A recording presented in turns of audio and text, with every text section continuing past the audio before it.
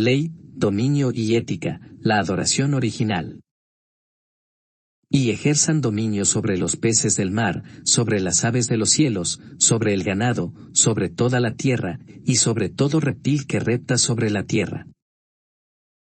Luego, Elohim los bendijo, y les dijo, Elohim, fructificad y multiplicaos, llenad la tierra y sojuzgadla, dominad sobre los peces del mar y las aves de los cielos y sobre todo ser vivo que se mueve sobre la tierra.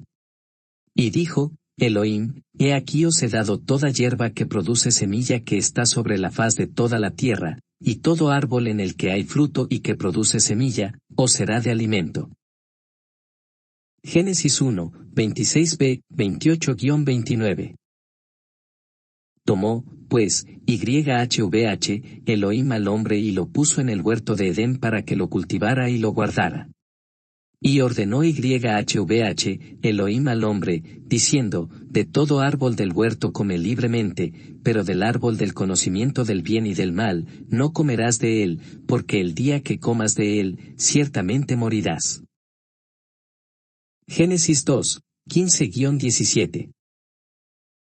Porque YHVH, Elohim había formado de la tierra toda bestia del campo y toda ave de los cielos, y los había llevado al hombre para que viera cómo los habría de llamar, y así como el hombre llamó a cada ser viviente, ese es su nombre.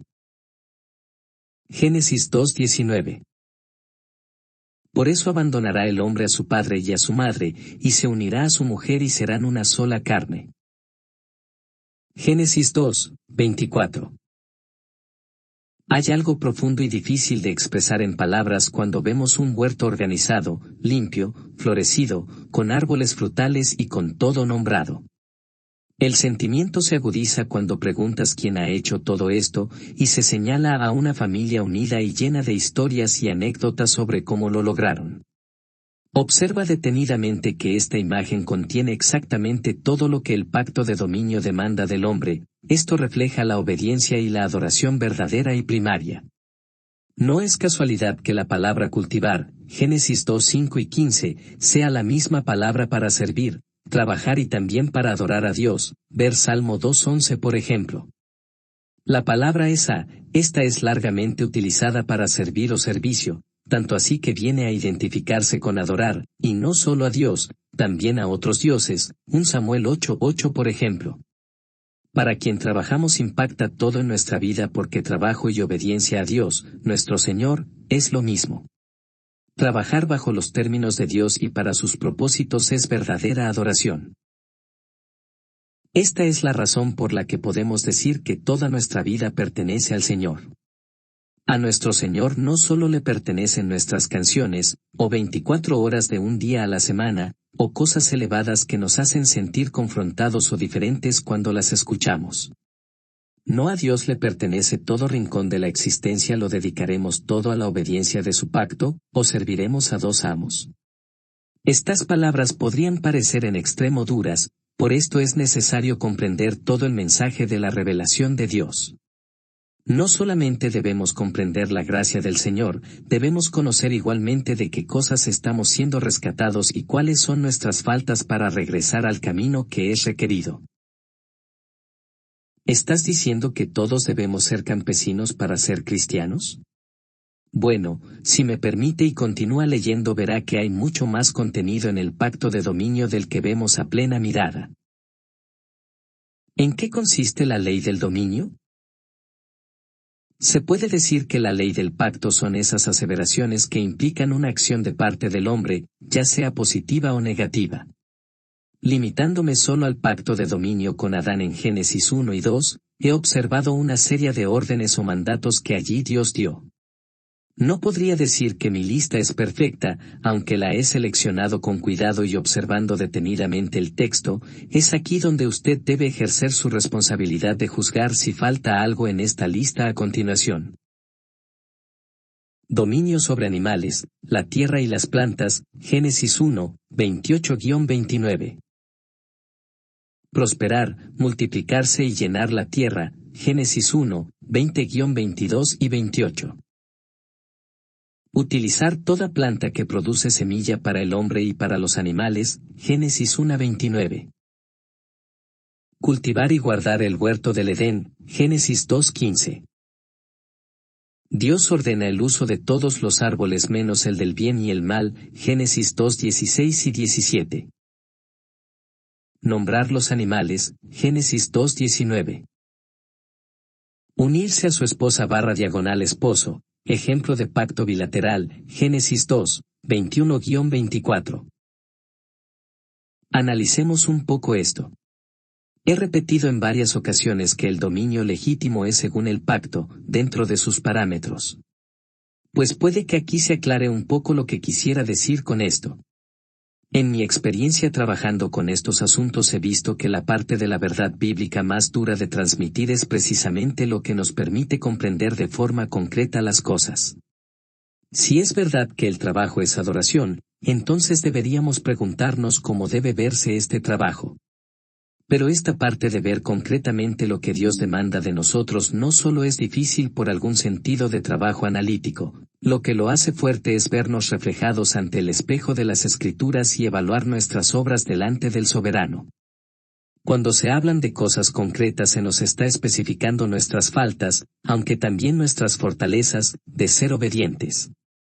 Así que, antes que piensen que lo que voy a discutir a continuación tiene que ver con obras que nos posicionan como salvos o dignos delante de Dios, les pido que regresen al primer y segundo capítulo de este libro. Solo el regalo de Dios puede hacer esto, y solo en Cristo, el postrer Adán, podemos regresar al Edén. Habiendo aclarado esto entonces, acompáñeme a reflexionar sobre la legislación del trascendente e inmanente en el pacto de dominio que proveyó a Adán. Usaré las letras del abecedario con las que enumeré los distintos mandatos de Génesis 1 y 2 para referirme a cada uno de ellos en nuestra discusión a continuación. Dominio sobre animales, la tierra y las plantas, Génesis 1, 28-29. Los animales. Primeramente, observemos algunas implicaciones de Génesis 1-26. Dice que debemos dominar peces, aves, ganado y reptiles. ¿Significaría esto que podían comérselos, o jugar con ellos, destruirlos o algo así?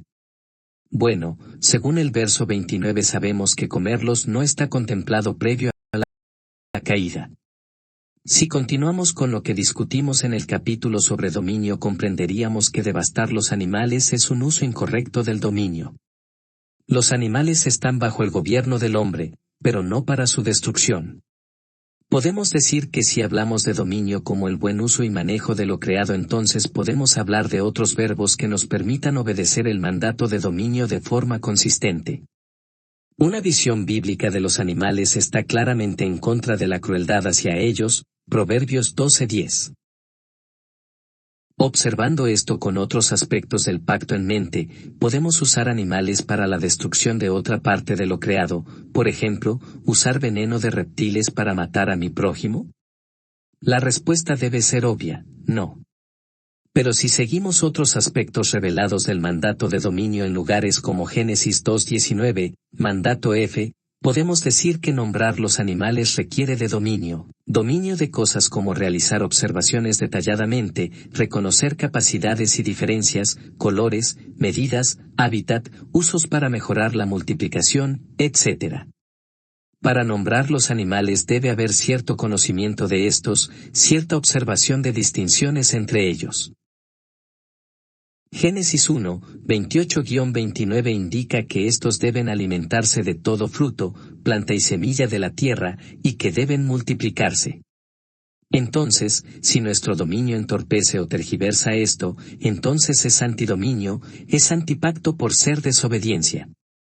De haber algo en nuestras mentes que va en contra de esto entonces son nuestros límites adánicos los que deben ser cuestionados, no el pacto de dominio, no la palabra de Dios. De esto podrían desprenderse un sinnúmero de temas, pero primero debemos agotarlo según el dominio.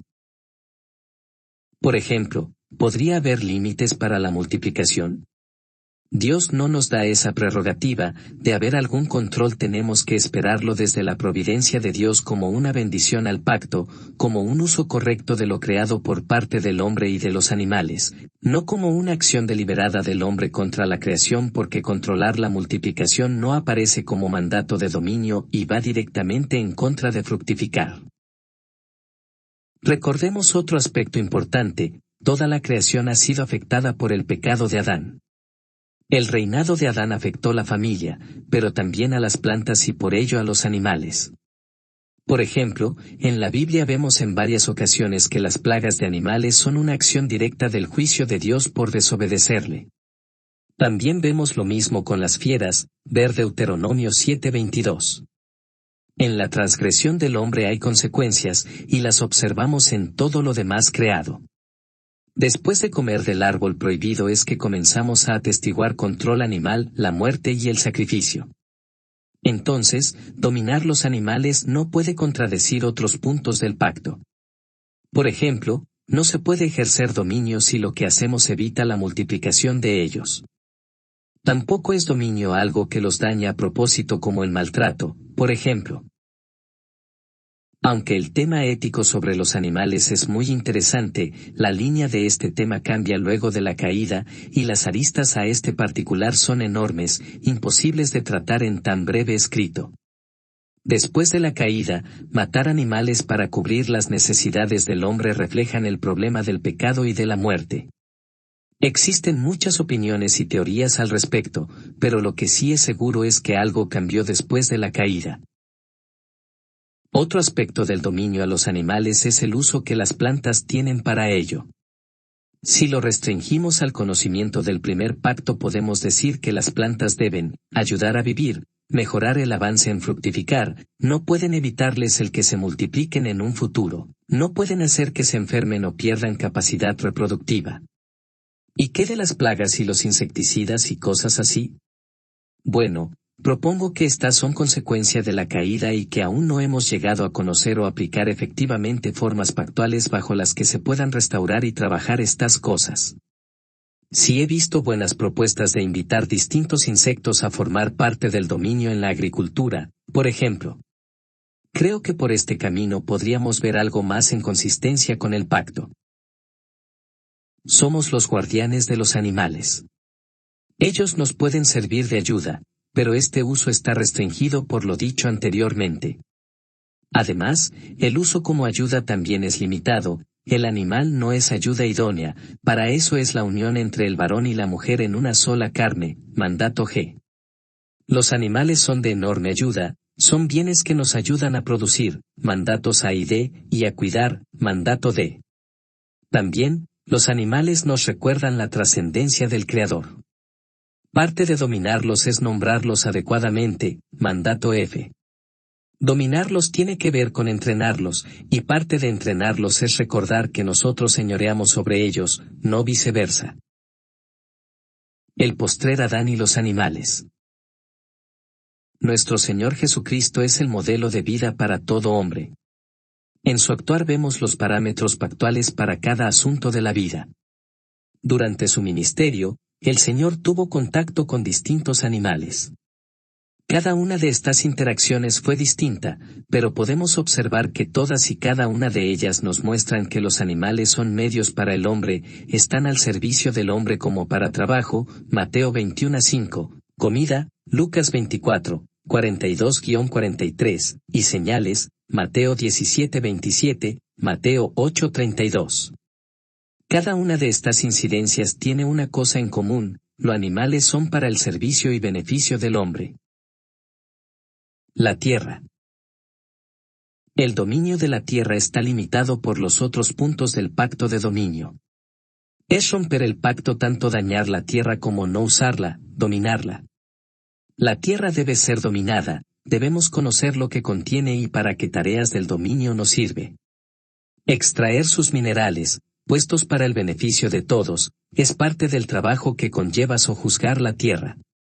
Por ejemplo, vemos como una invitación a esto el pasaje de Génesis 2, 11-12 cuando nos habla del oro que se encuentra en el Edén, además del bedelio y piedra ónice. ¿Podrían los minerales de la Tierra ayudarnos en las tareas anteriormente discutidas? A miles de años de la primera semana de la creación podemos ver que se han usado muchas rocas y metales para progresar en nuestra responsabilidad del dominio. Como nota final, la palabra hebrea para tierra en el verso 28, Eretz, se usa para naciones también, lo que nos debe recordar la Gran Comisión, Mateo 28. Algunas aplicaciones sobre A. ¿No son las artes plásticas dominio del observar en detalles, de distinguir, de notar diferencias de colores y tonalidades? ¿No es el dominio del observar para beneficio de la creación la anatomía y otros aspectos de la medicina? ¿No surge como observación detallada de las aves el vuelo de los aviones y la revolución del transporte con éste? ¿No fueron las bestias de cargas los mejores amigos del hombre para el dominio sobre la tierra, para la producción, y para obedecer propiamente el mandato de esparcirnos, mandato B y G, cosa que ayuda al sometimiento de toda la tierra y el intercambio de bienes? ¿Cómo obtenemos el material que se usa en todas las expresiones artísticas y folclóricas? Para que el arte sea pactual, o sea, verdadero arte, debe reflejar la trascendencia e inmanencia del Creador. Someter la tierra es la responsabilidad del hombre, que, hecho a imagen de Dios, debe reflejar los atributos comunicables con los que carga. Crear cosas sometiendo la tierra es vivir el pacto, es reflejar, como los encargados, mayordomos, y señores de lo creado, a nuestro Creador. Es de aquí que podemos hablar de tecnología, economía, folclore, etc. Prosperar, multiplicarse y llenar la tierra, Génesis 1, 20-22 y 28. Prosperar es una de esas cosas que no necesita mucha introducción. Nadie quiere vivir haciendo exactamente lo mismo toda su vida. Tal vez algo parecido, pero con dinamismo. El estancamiento refleja inmadurez, Efesios 4, 13-15, 1 Corintios 3, 1, 2 y 13-11, Hebreos 5, 12-14. Algo anda mal si no se observa crecimiento en aquello que fuera creado para que florezca. Podemos ver que esta realidad no tan solo es algo que podemos aplicarlo a las plantas, animales o al crecimiento orgánico del cuerpo humano, vemos que esta es una verdad del reino de Dios completo. Por esto nuestro Señor usa una parábola sobre semillas que prosperan o se estancan para hablar del reino, Lucas 8, 1, 18. La prosperidad es la marca de la vida. Un organismo vivo y próspero da frutos, crece, retoña, florece, se multiplica y llena un área al hacer todo esto. Igual con el reino crece como la roca que se convierte en montaña, Daniel 2, o como la semilla de mostaza, Mateo 13, 31-32, o como el pan con levadura de la parábola, Mateo 13-32. Una iglesia, una familia, una persona que no prospera da signos de poca vida o de muerte. No nos debería sorprender que en la Biblia nuestro Señor, repetidas veces, diga que el árbol que no lleva fruto debe ser cortado y echado al fuego. Lo que sucede con la prosperidad es que, después de la caída, se tergiversó, como todo lo demás. No puede ser prosperidad pactual algo que nos lleve a dominar a otros humanos, a dañar la creación, a matar y robar y a descuidar el mandato de dominio. No es próspera una vida contemplativa del pasado, que no mira hacia el futuro en querer trabajar en adoración. No es prosperidad un estilo de vida que no da hijos, no hablo de las circunstancias que se salen del control del hombre, no es prosperidad aquello que rompa pactos bilaterales, sobre todo el del matrimonio. La multiplicación fuera del pacto entre un hombre y una mujer es una multiplicación antipacto. No es prosperidad pactual prohibir a otros de ejercer dominio sobre lo creado. Por esto, en la ley, los inmigrantes tenían la libertad que tenían, Éxodo 23:9, Levítico 14, 33-34, Deuteronomio 24, 14-18, Deuteronomio 26, 1-11, Deuteronomio 10, 17-19, Isaías 16, 3-4, Zacarías 7, 9-10, Mateo 25 horas y 35 minutos, Romanos 2:11, Hechos 10:34, Hebreos 13:1, Deuteronomio 23:16, y por esto también se prohíbe, so pena de muerte, el secuestro, Éxodo 21:16. No es prosperidad pactual cualquier acción que quebrante el mandato de dominio, al contrario, es pecado, es errar al blanco, el blanco del pacto. Multiplicarnos tiene que ver con tener hijos. Es impactante que cristianos hoy día no vean su función como futuros padres y que esto sea parte importante del matrimonio, y del reino. Multiplicarnos es prosperar, es ser fructíferos, es dar fruto. Una sociedad que asesina a sus niños en el vientre no es una sociedad del pacto, no es una sociedad próspera, no es una sociedad bendita. Una nación que no quiere tan siquiera reponer la cantidad de personas que ya existen, bajando la natalidad como parte de sus creencias, filosofías, cosmovisiones y religiones, es un claro reflejo de maldición según el pacto y ya está siendo juzgada. No podemos llenar la tierra sin multiplicarnos, pero tampoco la podemos llenar sin esparcirnos. No solo es desobediencia el no querernos multiplicar según el pacto, también es reflejo de rebelión las conglomeraciones como Babel, ver Génesis 11, 4 y 8. Veamos en qué consistió el pecado de Babel, y dijeron, venid. Construyámonos una ciudad y una torre con una representación de los cielos. Y hagámonos un nombre, no sea que seamos esparcidos por la faz de toda la tierra. Es interesante ver cómo está relacionado el hagámonos un nombre con no sea que seamos esparcidos. Génesis nos revela que, cuando los de Babel querían ser el centro de su dominio, porque construir una torre requiere de bastante dominio, tenían que hacerlo en directa desobediencia de esparcirse por toda la tierra. El Señor no quiere que nuestro nombre sea grande, Él quiere que su nombre sea grande por toda la tierra, Salmo 8:9. El estancamiento de conglomeración urbana pagana busca ser un sustituto de Dios y un intento de robar su gloria. Babel buscaba una forma de someter al hombre bajo la bandera de la prosperidad tergiversada, un aposamiento de idolatría en desobediencia. Por esto fueron esparcidos como quiera, para la gloria de Dios y para la frustración de los planes antipactuales de los moradores cainitas de Babel. Muchos piensan que Dios está mal, irónico que el creador y sostenedor de todo lo que existe se equivoque, al pedirnos la multiplicación porque piensan que llegará el momento en que se amontonarán demasiadas personas, pero esto tiende a suceder cuando tenemos como modelo las grandes conglomeraciones de personas como las megalópolis, sin tomar en cuenta que en este mismo punto de multiplicarnos también está el de esparcirnos. Este punto de la sobrepoblación también falla en comprender las implicaciones del mandato de dominio completo, que no solo se limita a tener hijos. El dominio tiene que ver con la generación de medios que maximicen la calidad de la vida del hombre y todo su entorno consigo. Pero si solo se razona el dominio desde una perspectiva de la caída, y no desde la reconciliación de Cristo con todas las cosas, caeremos en teorías como la de Malthus y como las justificaciones eugenésicas del siglo XX que tanto nos afectan hoy. Muy importante recordar que es en este punto del pacto que más adelante se dice del matrimonio que abandonará el hombre a su padre y a su madre, y se unirá a su mujer y serán una sola carne. Génesis 2:24. Ignorar esta parte del pacto de dominio es un duro golpe al matrimonio, uno de esos golpes inesperados y escondidos que tergiversa todo el orden de lo creado y establecido por Dios desde el principio.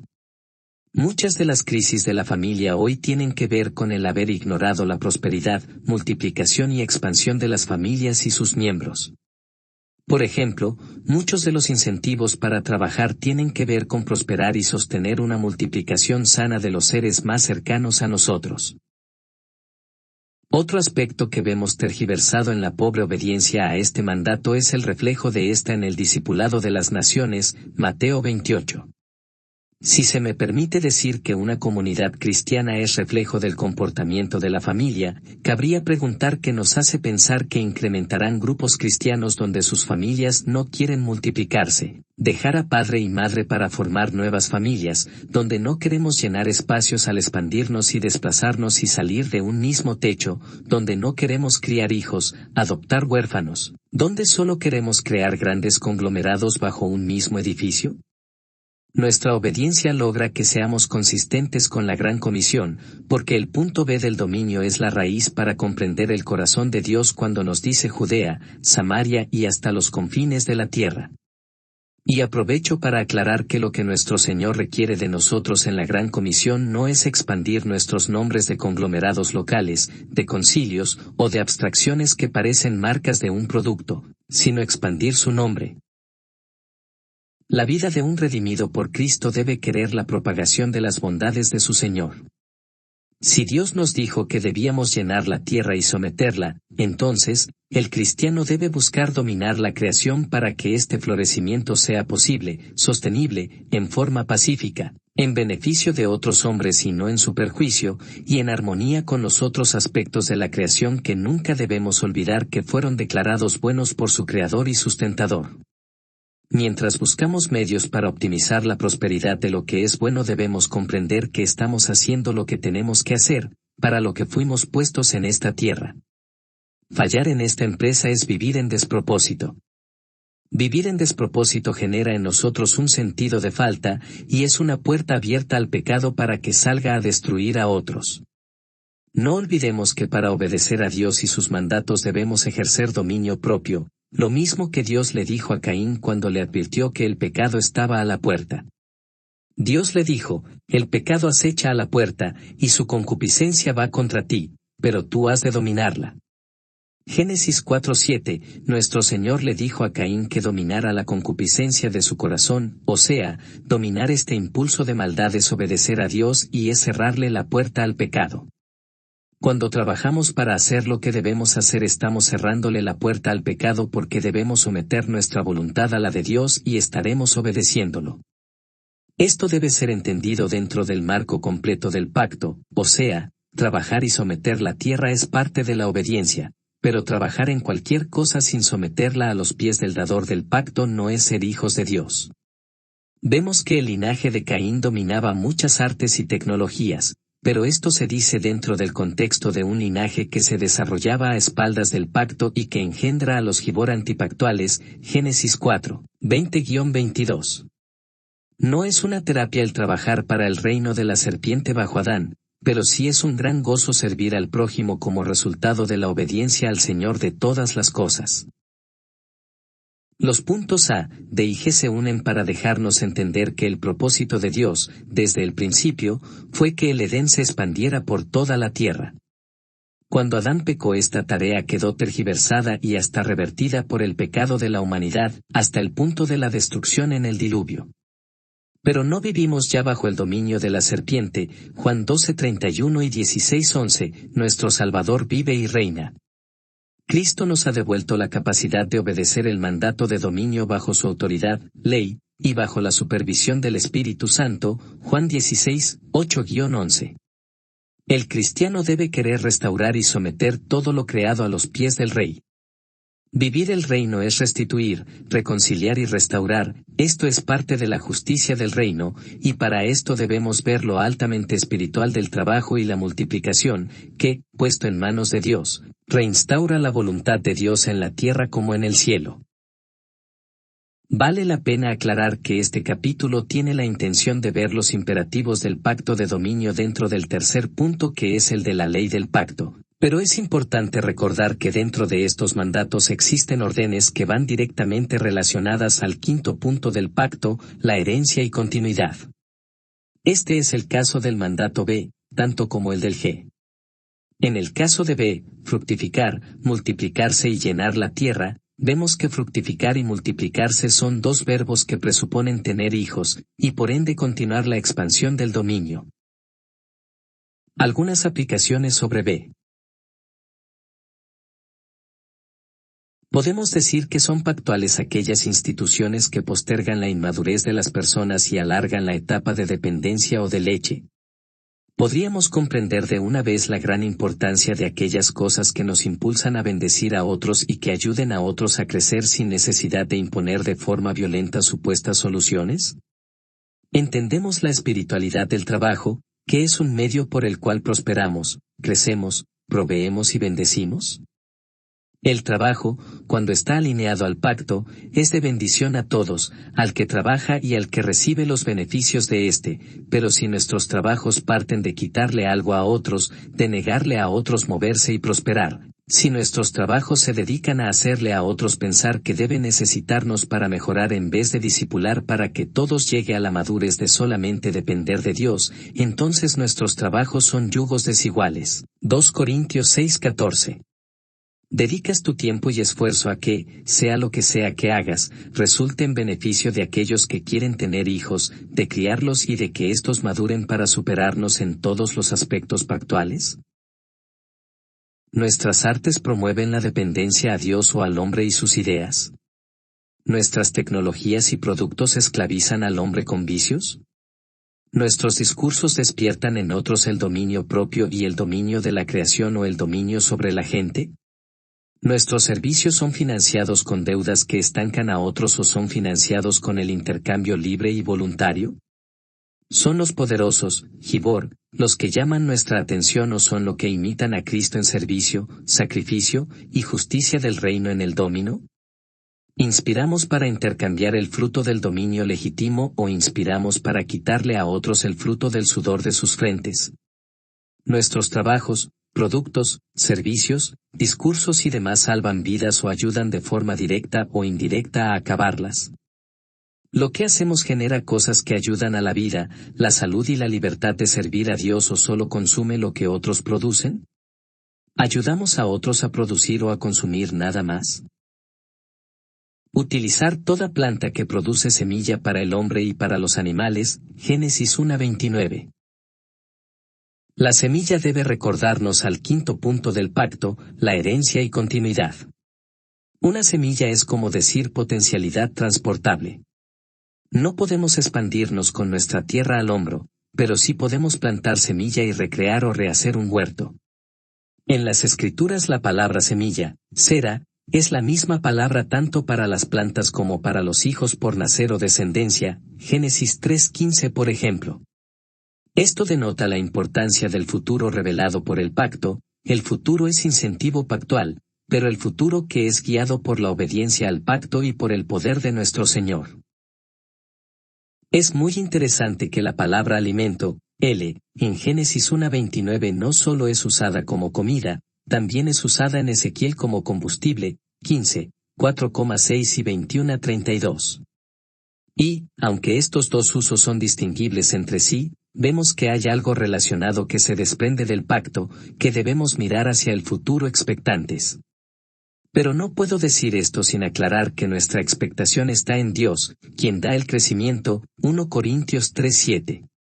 Dicho todo esto, podemos considerar que recrear el huerto y tener hijos es parte del diseño de Dios en nosotros, y como parte de esto es algo que impulsa al hombre a ejercer dominio.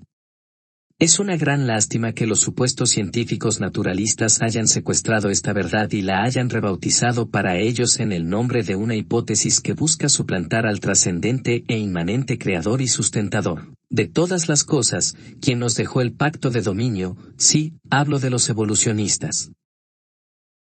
Como hemos discutido anteriormente, estamos absorbiendo cada principio del pacto de dominio sin ignorar sus distintos puntos, tratando de hacer una aplicación combinando los distintos enunciados del Señor en dicho pacto. Entonces, no puede ser controversial para un creyente pactual lo que voy a escribir a continuación, pero, influenciados por el antipacto, muchos reaccionarán visceralmente a lo que diré a continuación. No es pactual prohibir ni monopolizar el dominio de ninguna hierba que produce semilla ni tampoco de ningún árbol en el que hay fruto y que produce semilla. Sí, el uso de estos es como alimento al hombre y los animales. Aquí nuestro Señor no habla de ningún otro uso, pero tampoco deja lugar para lo antes mencionado. Esto no debería ser algo controversial, pero en nuestros días se ha convertido en un asunto de guerras, dominación, legislación, carteles, extorsión, muerte, cárcel, poder, y muchas otras cosas antipactuales.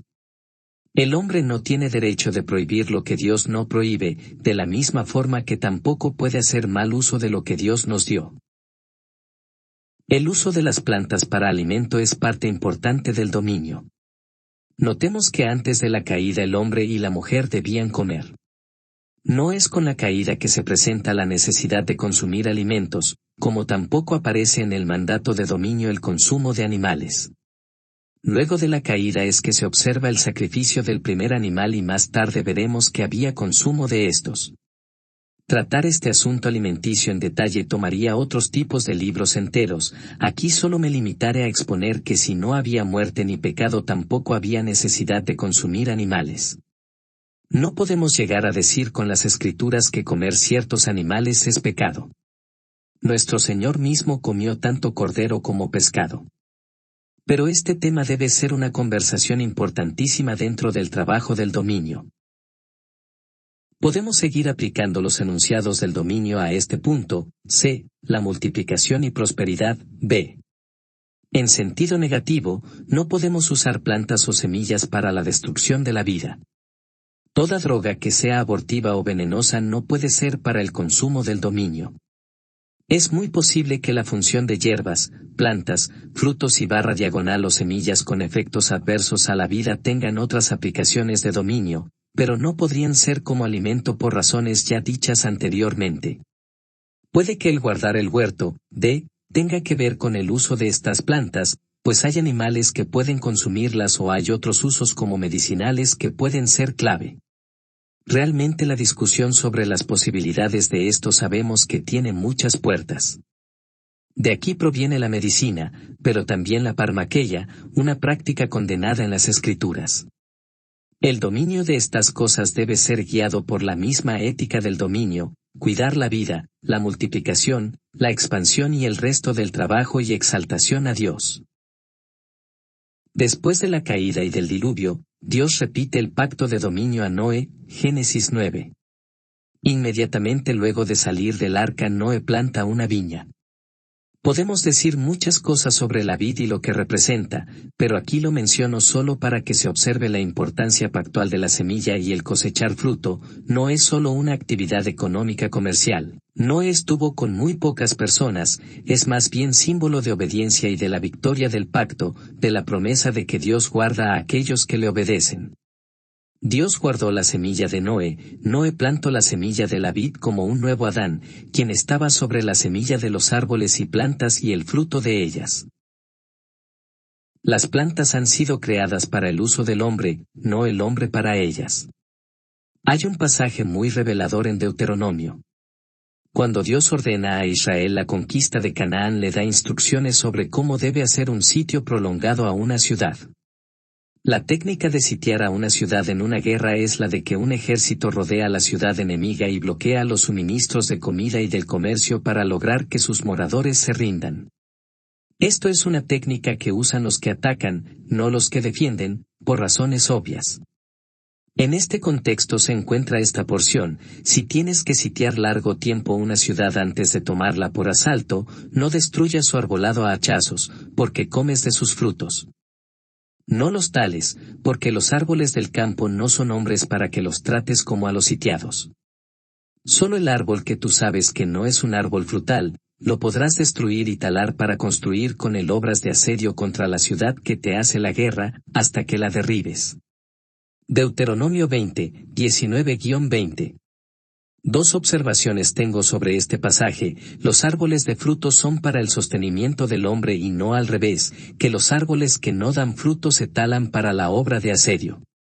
En la obra de conquista no podemos tener bozal, debemos poder consumir lo que Dios nos ha permitido. Esto le da continuidad al plan de conquista. Nuestra enemistad con el mundo no puede llevarnos a la destrucción de lo que nos sustenta a nosotros, ni siquiera en un asedio. Para construir armamento de conquista existen otros árboles, los que no dan fruto. Pero esta descripción es en referencia a la necesidad de comer del hombre. No es casualidad el lenguaje de asedio y falta de fruto en este pasaje.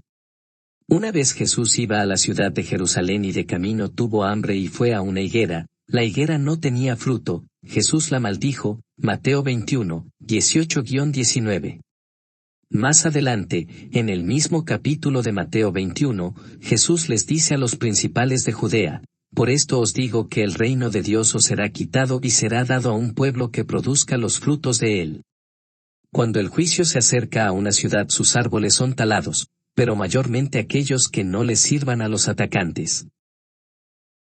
Jerusalén fue condenada por Cristo, y con ella sus principales que no rendían fruto, porque vendrán días sobre ti, cuando tus enemigos levantarán torres de asedio contra ti, y te rodearán por todos lados, y te arrasarán con tus hijos dentro de ti, y no dejarán en ti piedra sobre piedra, por cuanto no conociste el tiempo de tu visitación.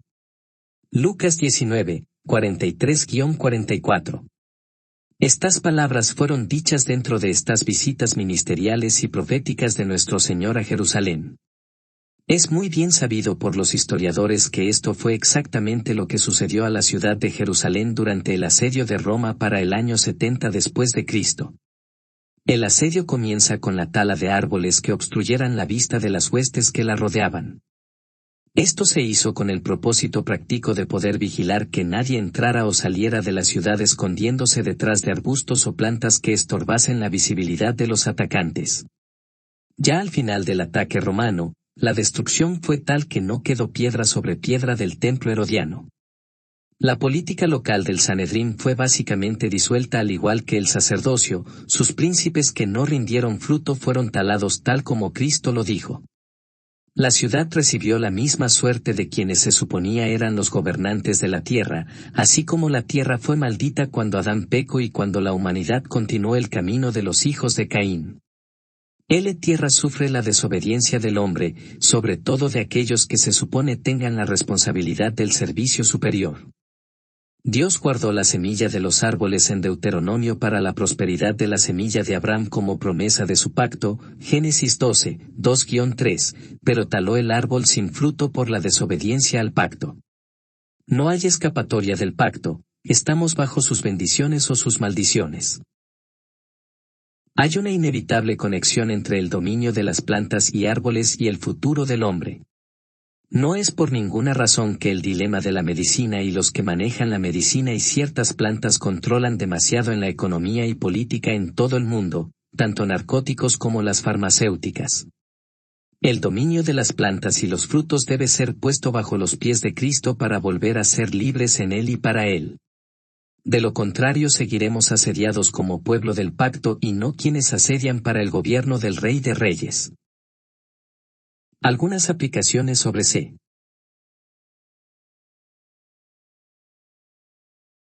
¿Estamos multiplicando las plantas y árboles que alimentan? ¿Estamos guardando y cuidando de sus semillas? ¿Estamos prohibiendo el uso y dominio de ellas, porque esto tiene gravísimas consecuencias pactuales? ¿Tenemos la capacidad de alimentarnos con lo que crece a nuestro alrededor? ¿Sabemos cocinarlo o servirlo? ¿Monopolizamos su dominio? Nuestros hijos conocen cómo hemos nombrado las plantas y árboles que nos rodean, combinando el punto F, conocemos sus usos caseros, aromáticos, medicinales u otros, ¿los usamos? ¿Estamos usando esta materia prima para bendecir a otros con su distribución o utilidad? ¿Estamos creando cosas que bendicen a las gentes con estos recursos? ¿Estamos dominando el conocimiento de uso de cada árbol y planta que nos rodea para sanar, inspirar y comunicar la gloria de Dios?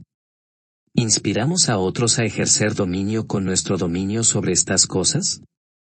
¿Nuestras acciones incentivan la continuidad del dominio pactual de esto, comprar, auspiciar, investigar usos, etc.? ¿Creamos instrumentos con estas cosas? ¿Expresamos arte con el fruto y dominio de estas cosas para la exaltación del dador del pacto? ¿Son los hijos del pacto los que están haciendo uso de esto o el dominio está totalmente en manos de los Gibor? ¿Podremos hacer algo al respecto? ¿Servimos a otros con estos medios? ¿Los tenemos disponibles? ¿Damos fruto o solo consumimos? Usamos estos árboles y plantas con resultados abortivos, letales, nocivos, embriagantes, adictivos, o cualquier cosa que nos haga perder el dominio propio. ¿Usamos esto para controlar, manipular o amarrar en vicios a otros? ¿Somos nosotros árboles frutales de los que se puede comer de su fruto? ¿Somos árboles que sirven para instrumentos de asedio? ¿Cristo secaría nuestro árbol o le somos útiles al Rey? Cultivar y guardar el huerto del Edén, Génesis 2:15. En mi mente, no sé si le ocurra lo mismo, querido lector, cuando pienso en dominio lo que pienso es en una pareja de agricultores, puede que sea yo nada más, pero en esa es la imagen que pienso representativamente. Imaginamos a Adán y a Eva como los primeros labradores, y esto es cierto, pero, esto no es todo lo que la frase cultivar y guardar implica. Cultivar es un trabajo que refleja que la multiplicación requiere de cuidado, de paciencia, de fe, de conocimiento, de observación, de carácter, de orden, de administración. Cultivar es algo planificado, aunque puedan existir estrategias que nos pudieran parecer aleatorias, no lo son, son según un ingenio, un diseño, unas ideas presupuestas y un conocimiento presupuesto disponible de lo que se tiene que hacer, requiere de dominio. Guardar el huerto es proteger. Es al individuo, especialmente a Adán, a quien se le da directamente el mandato, quien le toca proteger el trabajo, el entorno, la propiedad asignada por Dios. Las implicaciones políticas de esta realidad son tantas que merecen un trato aparte. Solo piense en la historia de las conquistas, la confección militarista de los imperios o la importancia de las milicias atados al tema de la seguridad, etc. Cuidar también tiene implicaciones personales muy importantes en la vida familiar, el matrimonio, los hijos y el vecino. De aquí también podríamos hablar de lo que es justicia ante los ojos de las Escrituras. Es la familia la encargada de proteger a los suyos. Es la esposa la encargada de cuidar al esposo, es el esposo quien cuida a la esposa.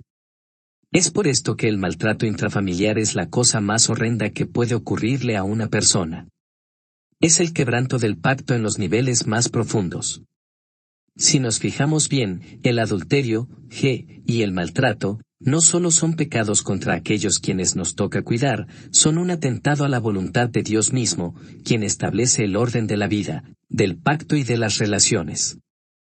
Estos pecados de descuido, maltrato, adulterio, fornicación y otros más que atentan contra la familia, son los responsables de tener los problemas sociales que tenemos y son la razón por la que tenemos imperios y estados ejerciendo dominio sobre la gente, obligando y esclavizando a las gentes.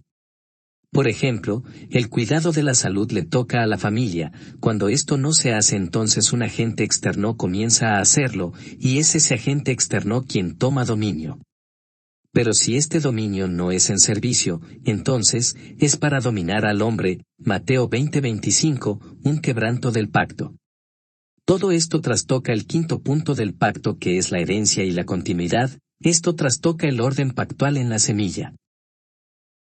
Proteger también implica el cuidar de la creación, y desde este lado de la caída, implica buscar formas de restaurar lo dañado.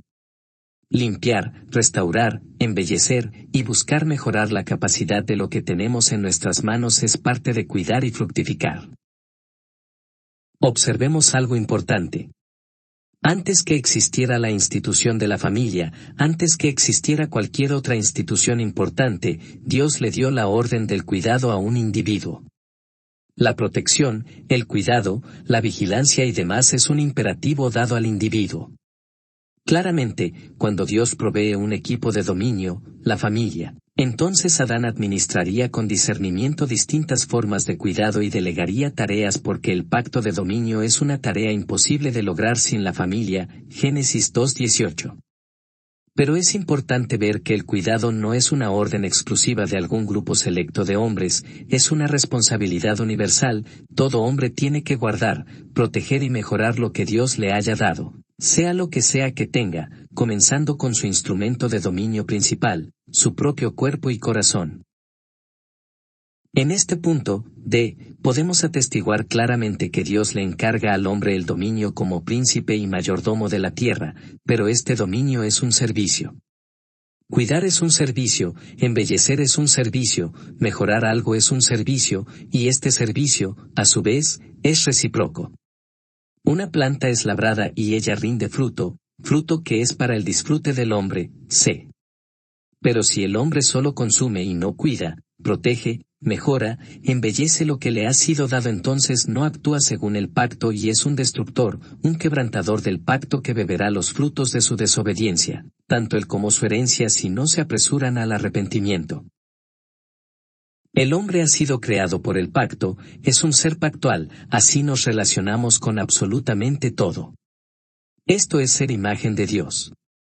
Cuando hacemos nuestro trabajo de dominio nos sentimos satisfechos, por esto, después de trabajar, nos sentamos a contemplar por un momento lo que hemos hecho y podemos decir algo muy parecido a lo que dice nuestro Señor: «Wow, terminé, me gusta cómo quedo».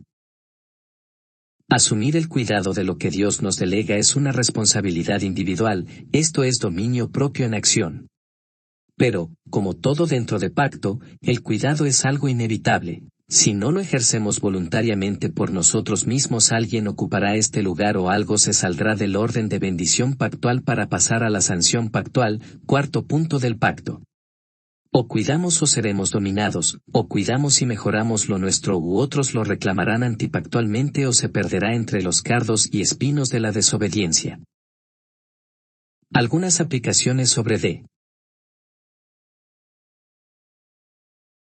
¿Estamos asumiendo el cuidado de lo que Dios nos ha dado o esto está controlado por los Gibor?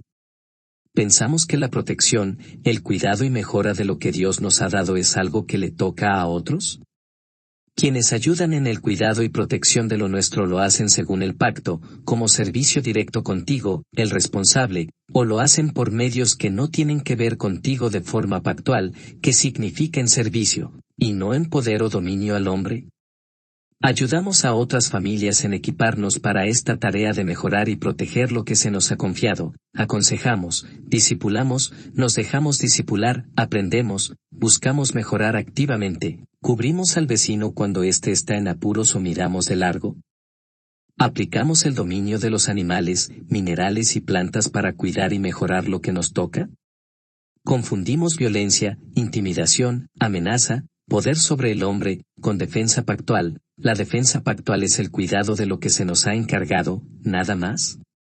¿Nuestras acciones guardan el huerto de las mentiras de la serpiente, o nuestra familia tiene la oportunidad de charlar con el dragón? Dios ordena el uso de todos los árboles menos el del bien y el mal, Génesis 2:16 y 17. El punto sobre la prohibición corresponde al cuarto punto del modelo didáctico del pacto: sanciones, bendiciones y maldiciones. Dejaremos esa discusión para el capítulo de ese punto. Solo adelanto que, si imitamos a nuestro Señor, prohibir lo que Dios prohíbe es parte del dominio. Al igual que guardar y cuidar es dominio, guardar mediante prohibir aquello que se nos ha encargado a cada uno de nosotros para ser protegido, es parte de cuidar. Por ejemplo, se suponía que Adán prohibiera el acceso a la serpiente del árbol prohibido, que guardara el perímetro, no que le concediera una audiencia allí. El fruto de aquel árbol era propiedad privada de Dios, y Adán, como mayordomo de Dios para la creación, tenía la orden de cuidar del jardín. No podemos decir lo mismo de otros frutos y plantas que sí eran de uso libre para todos, Génesis 1:29. Nombrar los animales, Génesis 2:19. Génesis 2:19 describe el momento en que Adán tiene la responsabilidad de llamar a cada ser viviente. La palabra llamar en el hebreo es QR, una palabra usada por todo el Antiguo Testamento para llamar, convocar, proclamar, invitar, comisionar, leer en voz alta y también para predicar, Nehemías 6:7, Isaías 61:1, Jonás 3:2. También se usa directamente cuando se otorga un nombre o un entendimiento o interpretación, ver Nehemías 8:8. El uso de este término está muy relacionado a la autoridad a lo largo de las Escrituras. Es muy importante observar que fue nombrando los animales que Adán descubrió tácitamente su distinción de los animales, también fue como Dios quiso mostrarle su necesidad de ayuda idónea. Fue trabajando en describir, analizar, observar, contrastar, y todo lo que nombrar implique, que Adán se encuentra con la realidad de que no es bueno que el hombre esté solo. Y es después de esta tarea que Dios provee una pareja para Adán. Adán no pudo nombrar su pareja dentro de la tarea de Génesis 2:19 porque no había sido creada. Vemos aquí una clarísima diferencia entre las bestias del campo, las aves, los peces y Eva. En las Escrituras, nombrar algo o alguien no se limita a describir. Cuando Dios nombra a una persona vemos que esto se convierte en una declaración pactual, por ejemplo, de Jacob a Israel.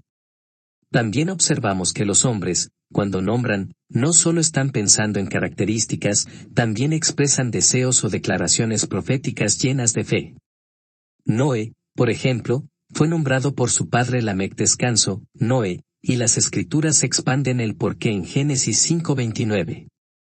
Definitivamente, Dios le dio descanso a la tierra en el diluvio que sobrevivió Noé y su familia. La tierra necesita reposo y los hombres malvados no parecían dársela. Leer Levítico 26 horas y 34 minutos a la luz de Levítico 25, 3-7.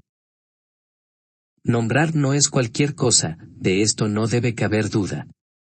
Pero meditemos un poco en lo que implica la tarea de nombrar los animales que Dios deja a Adán en el huerto. Nombrar los animales es una tarea que la ciencia moderna llama taxonomía. Nombrar las cosas tiene implicaciones profundas. Nombrar es dominio. Nombrar según el pacto es mayordomía. El trabajo de nombrar a los animales nos indica varias cosas. Por ejemplo, la capacidad como imagen de Dios que tenemos para el dominio, o nuestra capacidad lingüística, de observación, de relacionarnos con las cosas. El nombrar las cosas denota una capacidad de análisis increíble.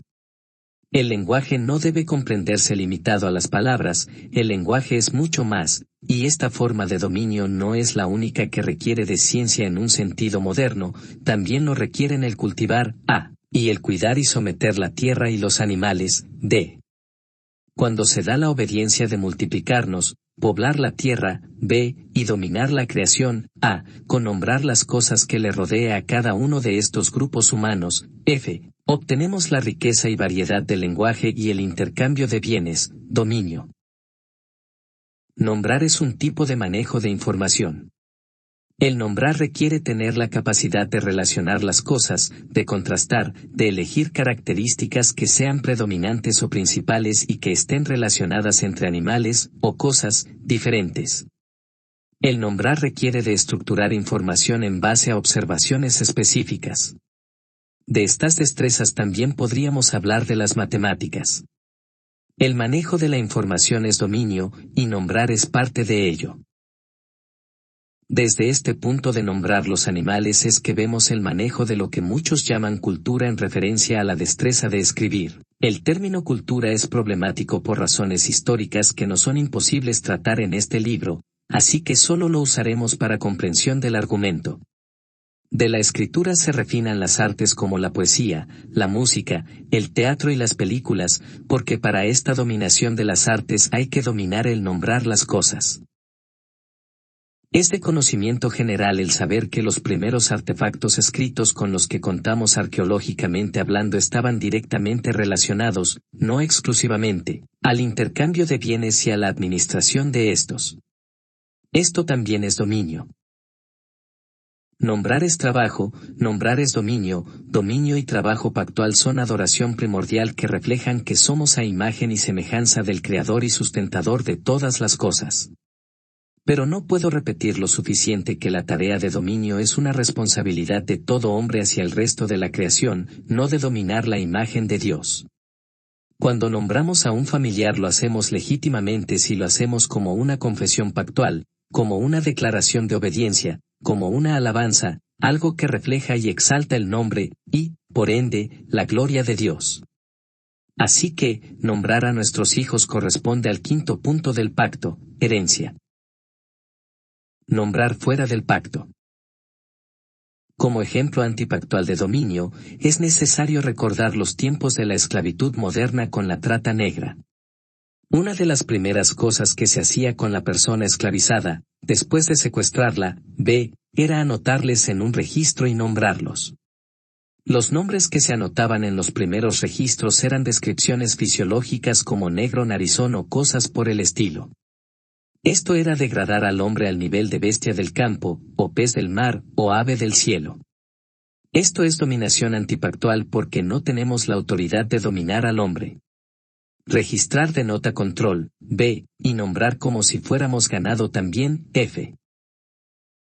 También vemos un muy acertado ataque de parte del mundo al ganarnos en dominio del lenguaje nombrando cosas. En el mundo de la pseudociencia vemos que cualquier cosa que se nombra se le atribuye algún tipo de verdad, cosas como diagnósticos, médicos u otros, o nombrar cosas que no se han probado todavía, como sucede en el mundo de la investigación científica. Vemos en este tema el impacto de los sobrenombres, el debate sobre el lenguaje inclusivo y cosas por el estilo. El uso de la imaginación y la abstracción, cuando se suprime con injusticia la trascendencia del Creador, nos lleva inevitablemente a pecar, a quebrar el pacto. El manejar información es uno de esos problemas que en nuestra era es cada vez más entendible. Vemos cómo la prensa maneja y transmite la información que contiene o controla, vemos cómo los estados usan tus datos personales para el cobro de impuestos, así como los movimientos que tú y tu familia hagan. Vemos cómo las empresas mercantilistas manejan tus datos en redes sociales y en plataformas digitales para comprar y vender, y cómo estos datos son cada vez más dominados por entidades que tan siquiera tenemos idea, pasando de empresas a estados o de empresas a empresas. Todo este manejo de data, sobre todo data sensitiva, es dominación sobre las gentes. Debemos comprender que el control sobre las personas se encuentra en que quien ostente poder sepa quiénes son estos individuos, comenzando con el nombre, dónde viven y cuáles son sus propiedades. A los Gibor antipactuales les encanta tener esta data, sin ella les sería imposible dominar al hombre.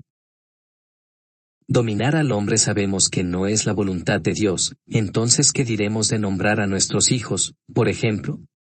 Yo diría que nombrar a nuestros hijos, como también es el caso en que Adán nombra a Eva, no era como tratarlos de animales, más bien se trata de expresiones que reflejan la obra de Dios en muchas de sus facetas. Nombrar es adorar porque es un trabajo que refleja obediencia y exaltación al trascendente e inmanente. La intención de nombrar a nuestros seres amados es la de entregarlos a Dios, la de heredar a otros los frutos de la bendición que ellos representan. Esto también lo vemos reflejado en nombres que están ligados a etapas de la vida que cruzaban varios personajes de las Escrituras. Otras implicaciones de nombre. Hay otros usos importantísimos de la palabra nombre, M, en las Escrituras. La palabra M es usada más de 800 veces en el Antiguo Testamento, y se usa para nombre, reputación, fama, gloria, memorial y o monumentos.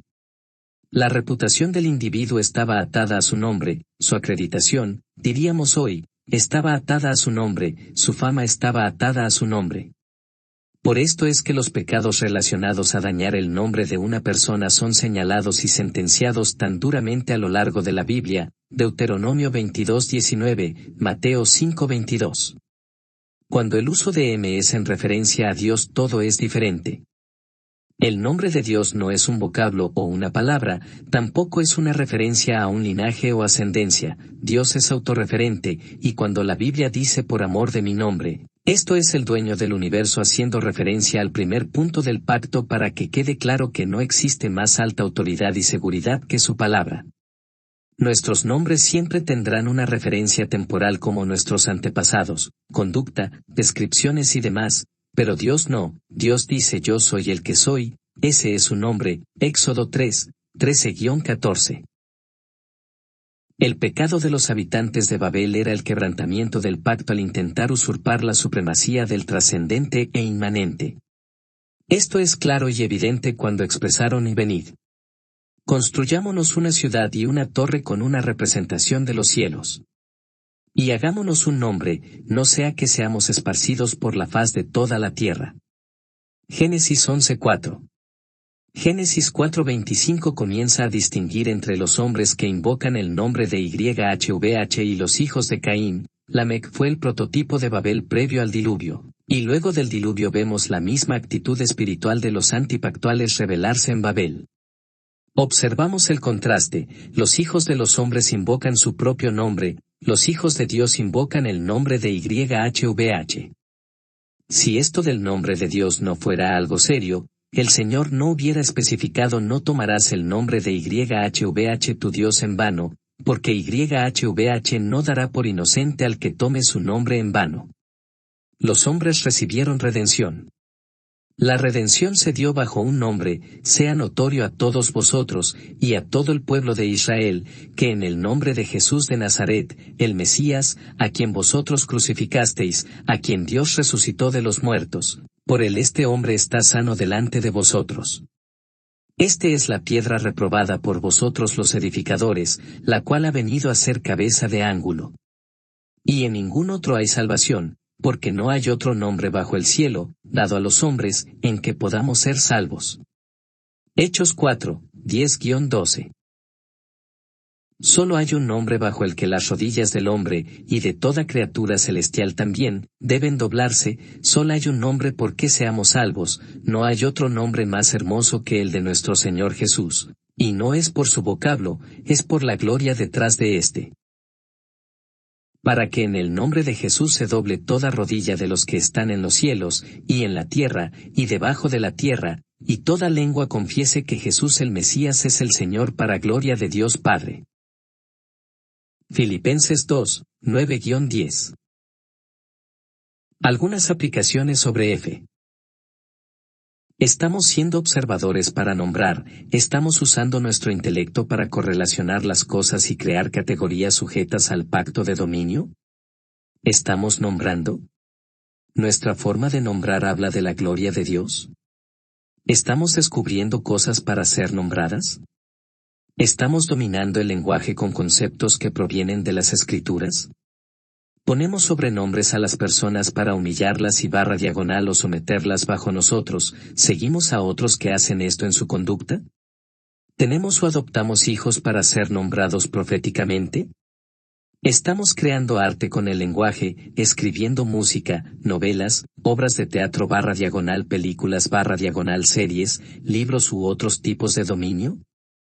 ¿Hacemos uso de cosas como la escritura para organizarnos mejor y emprender dominio, intercambio, mejor servicio o planificación y administración de bienes?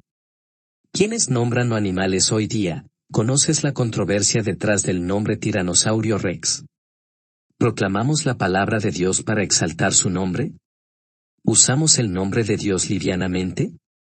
¿Buscamos destruir el nombre de otros para parecer que estamos por encima de ellos o para arruinar el justo juicio?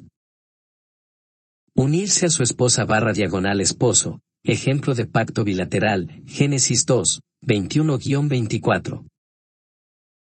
Entonces YHVH, Elohim hizo caer al hombre en un profundo adormecimiento, y se durmió. Luego tomó una de sus costillas y cerró la carne en su lugar. Y de la costilla que YHVH, Elohim había tomado del hombre hizo una mujer, y la llevó al hombre. Y el hombre exclamó, en verdad esta es hueso de mis huesos y carne de mi carne. Por esto será llamada varona, porque del varón fue tomada. Por eso abandonará el hombre a su padre y a su madre, y se unirá a su mujer y serán una sola carne. Y el hombre y su mujer estaban ambos desnudos, y no se avergonzaban. Génesis 2, 21-25. Génesis 2 deja muy claro que tanto el hombre como la mujer son criaturas de Dios. Adán no es un dios, tampoco Eva. Adán tampoco es un animal, tampoco Eva. En ese sentido podemos afirmar que Adán y Eva son iguales, son criaturas de Dios, no partes de Dios, no son dioses, no son animales. Adán fue dormido para extraérsele un costado. La palabra costado en Génesis 2 no habla del concepto de costillas o costilla moderno. Habla de costado, como diríamos hoy, un lado del cuerpo, una parte, uno de los lados. Cuando leemos Génesis 2, 23 y 24 entendemos el énfasis de este relato, una sola carne. Pero es importante preguntarnos, ¿una sola carne para qué? Dios trae y presenta a la mujer al hombre, v22, y por esto el hombre dejará a sus padres para unirse a su mujer. Esta es la unión bíblica. Esta unión está relatada como respuesta a una situación. La situación es dada dentro del mandato de dominio. El verso 5 recuerda ni había hombre para que labrara el suelo. El verso 7 relata que el hombre, Adán, fue creado para inmediatamente decir y plantó YHVH, Elohim un huerto en Edén, al oriente, y puso allí al hombre que había formado. La palabra nos está mostrando el escenario para la labor y propósito del hombre. Desde los versos 9 al 14 se describe la riqueza abundante y en espera de dominio que tenía Edén, los árboles, los ríos, los minerales como oro, bedelio y ónice. Para entonces hacer la importante declaración tomó, pues, YHVH, Elohim al hombre y lo puso en el huerto de Edén para que lo cultivara y lo guardara. Al parecer Adán tiene mucho trabajo por delante en una tierra que promete. Pero esto no es todo, recordemos la responsabilidad de nombrar los animales y el hombre puso nombres a todos los animales, a las aves de los cielos y a toda bestia del campo, mas para el hombre no se halló una ayuda semejante a él. Este es el contexto de la creación de la mujer. Adán tenía demasiado en sus manos que obedecer y le sería imposible a él solo, ni recordar que el hombre no puede multiplicarse a sí mismo, lograrlo. Adán reconoce de forma muy expresiva, en verdad esta es hueso de mis huesos y carne de mi carne. Esta exclamación no puede entenderse fuera de lo que ya hemos tocado anteriormente. Eva es el socorro de Adán. La palabra que traducen a ayuda es ser. Esta palabra es usada en el Antiguo Testamento en referencia a Dios mismo mucho más que a cualquier persona. Por ejemplo, cuán bienaventurado es aquel cuyo ayudador, ser, es el Dios de Jacob. Aquel cuya esperanza está en YHVH su Dios, Salmo 146, 5. No encuentro cómo ser consistente con las Escrituras y reducir el papel de la mujer a una de servidumbre ontológica, o, dicho de otra forma, subordinacionismo. Cuando a nuestro Señor se le cuestiona sobre el repudio en Mateo 19 vemos que regresa a Génesis 2. El mismo pasaje nos dice que se le quería tentar al discutir una versión tergiversada sobre esta ley que encontramos en Deuteronomio 24, 1 al 4. Los fariseos primero preguntan si era legítimo, según la ley, justo, repudiar a la mujer, esposa, lo que implicaba despedirla de la casa, por cualquier cosa, v3. El argumento de nuestro Señor es citar Génesis 1:27 y Génesis 2:24. Era punto final decir que el hombre y la mujer han sido unidos pactualmente por Dios en una sola carne. Una sola carne no es cualquier cosa. El apóstol Pablo en Efesios 5 usa el sometimiento de unos a otros, el amor del esposo y la sujeción de la esposa como ejemplo de la unión de Cristo con su iglesia. Los versos 29 y 30 dicen, porque ninguno aborreció jamás su propio cuerpo, al contrario, lo sustenta y cuida, como también el Mesías a la iglesia, porque somos miembros de su cuerpo. Faltarle a tu esposo o a tu esposa es atentar contra ti mismo, contra uno de tus miembros. Es una actitud suicida atentar contra tu esposo o esposa porque ya unidos son uno y tienen un diseño y propósito que cumplir dado desde el mismo comienzo y que corresponde a varias de las razones por las que hemos sido creados. Notemos que la sujeción de unos a otros está atada a la enseñanza del apóstol Pablo sobre la unión del varón y la varona. La sujeción es mutua porque son uno. La sujeción, en Cristo, es una restauración del diseño original. La sujeción mutua nos recuerda que ambos trabajaban para el mismo fin, no para andarse peleando para encontrar quién domina a quién. ¿Imagina la mitad de su cuerpo queriendo dominar la otra? Así de torpe sería. El primero de los dominios, el dominio propio, junto a la verdadera autoridad, la del servicio, son el camino para vivir como herederos del reino de Cristo. La maldición fue querernos enseñorear unos de otros, la restauración es amarrarnos a nuestra pareja y amarla, volver al Edén. La unión del hombre y la mujer es pactual, tiene todas las implicaciones del pacto, es en sujeción y bajo Dios, es hasta la muerte. Hay funciones y responsabilidades dentro de esta institución y hay sanciones por quebrantar el pacto. El trabajo dado a Adán ahora podría ser dividido y verdaderamente alcanzado. Es en la unión pactual del varón y la varona que encontramos la semilla de lo que algunos denominarían la división del trabajo. Es ahí donde comienza el dominio en su forma completa, es en esta unión donde vemos la multiplicación, y la herencia, quinto punto del pacto. Es esta unión la que Dios instituye para iniciar la familia, la base de la humanidad, el primer equipo de dominio, la primera empresa, el primer grupo humano invocando el nombre del Señor. El beneficio de este pacto es mutuo, ambos ganan. Este pacto es bilateral, no es legítima una unión forzada. A una unión forzada podemos encontrarle varios pecados castigados con muerte en las sanciones dadas a Moisés como el secuestro y la violación, además de la fornicación, engaño, falso testimonio y así sucesivamente. Una unión forzada es creerse Dios porque solo Dios puede dar un pacto en una sola dirección.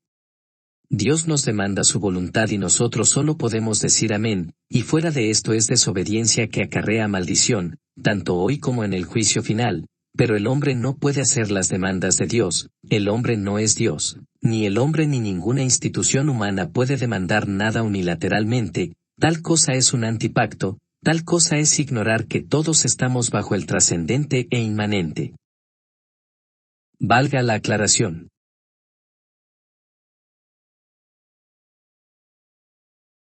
Después de que Cristo mostrara su repudio por la interpretación tergiversada del repudio en la ley por aquellos fariseos, sus discípulos dicen si así es la situación del hombre con la mujer, no conviene casarse.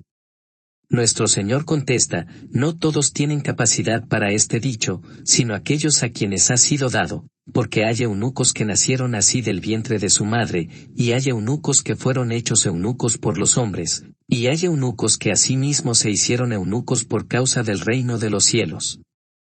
El que sea capaz de eso, que lo sea. ¿Qué vale la pena aclarar? Que no estoy diciendo que somos menos humanos si no estamos casados. Jesús mismo estuvo sin esposa, y si Cristo mismo no encaja en nuestras cosmovisiones, entonces nuestras cosmovisiones no son cristianas.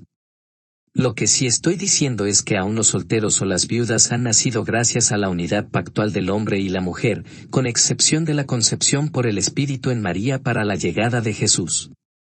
Lo que estoy diciendo es que, sin familia no hay civilización, y esto es innegable. Pero esto no quiere decir que no hay lugar para el soltero o la viuda o el viudo en los propósitos del reinado del último Adán, ni que debemos menospreciarles o minimizar la labor, llamado, dones y servicio de estos. Algunas aplicaciones sobre G.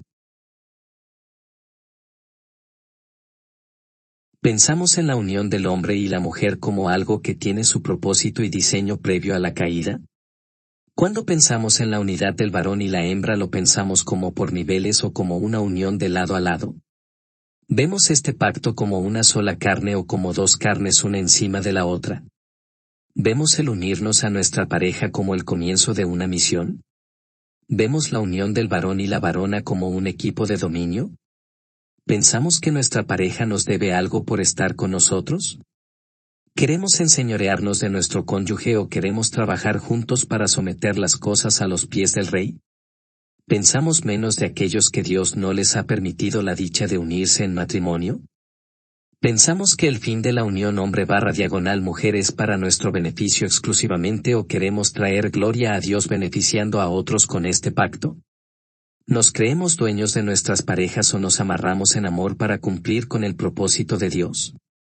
¿Vemos la unión hombre/mujer como una bendición o como el final de la diversión? Conclusión. Conclusion Final Reflection.